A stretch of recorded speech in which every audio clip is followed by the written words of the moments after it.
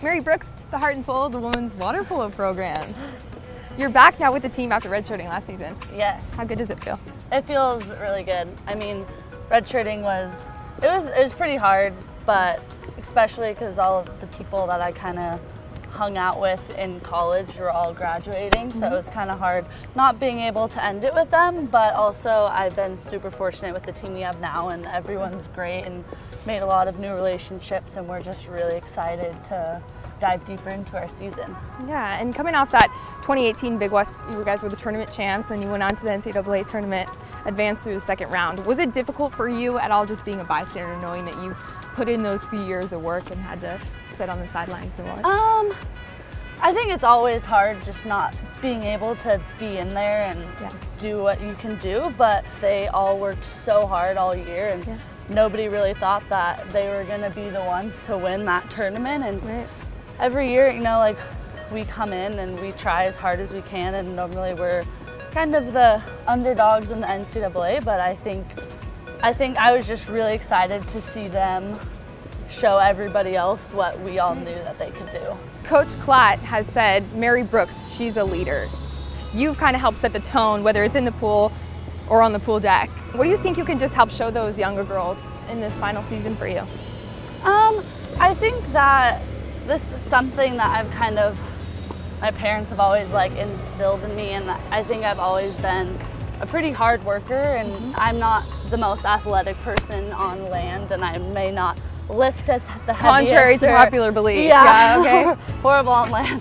I might not lift the heaviest, but I mean, I think sometimes people, if they're not the strongest or they're not the fastest, they kind of, well, like, maybe I don't need to try hard. But I think that kind of learning that you don't have to be the best, but just be like the best version of yourself, and anything that you do is what's gonna make you successful. So then, speaking of talent and that work ethic, for water polo as it translates, did you always know that this was going to be your sport? Yeah, I started when I was 8.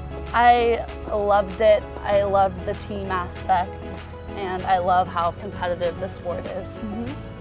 So then how about UCI? How did you end up here? Both my parents actually went here. Oh yeah. Yeah. I've always kind of known of UCI, and I've known of Dan. I went to the same high school with him. Obviously, he went a little bit farther back in the day than I did. But we won't age him. Yeah. Sorry, Dan. Yeah. So, and on my recruiting trip, I kind of just saw how much team chemistry that team had, and it's stayed since I've been in here, and I know that it's been something that has been very special and has been awesome to be a part of. Well, outside of the pool deck, what are you interested in? I love to sleep. Same. Probably That's a good one. My favorite hobby. I have a miniature wiener dog named Janice. Janice. And so I love to play with her. She is like my favorite thing in the world. I could talk about hours about her. How old is she? She just turned 1. Did you have a birthday party? We did. We had a little mini play date with one of her other friends, the doggy friends that also just turned 1. You traveled quite a bit. Yeah. You spent time abroad. Tell us where you've been. The only times I've really traveled have been for water polo. Okay. I've been to Spain, Greece, Hungary, Australia, New Zealand.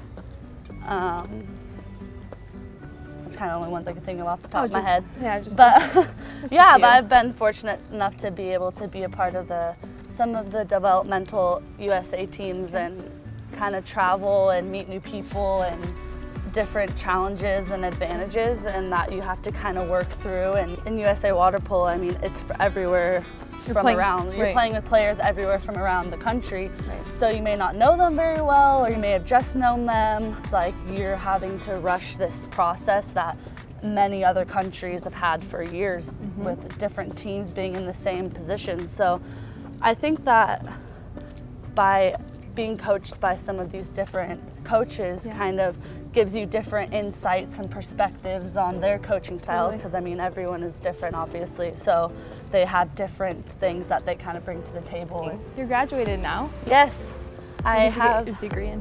Education major, and I minored in anthropology. I want to become a teacher. I remember coming to UCI, it was the first year that school opened. So that was something that I didn't really expect coming into college, but being able to have that has been definitely a blessing. My mom's always been, she's been a teacher and she's taught elementary school. I remember going into classrooms, and I just went into some of her classrooms last summer, and it was just so much fun, especially those little kids, and they just smile and nothing is wrong in their lives, and they're just definitely inspiring. Pretty good energy in the classroom. Getting my teaching credential, possibly master's, and kind of go from there and just see what there is. Hopefully, I'm going to be around next year and helping out with the team for next year, so that's something that I'm super fortunate to be able to do. Good. So we don't have to say goodbye to you just yet. Don't have to say goodbye just yet. Good. Well, hey, it's not done yet. Yeah. You guys just started your season.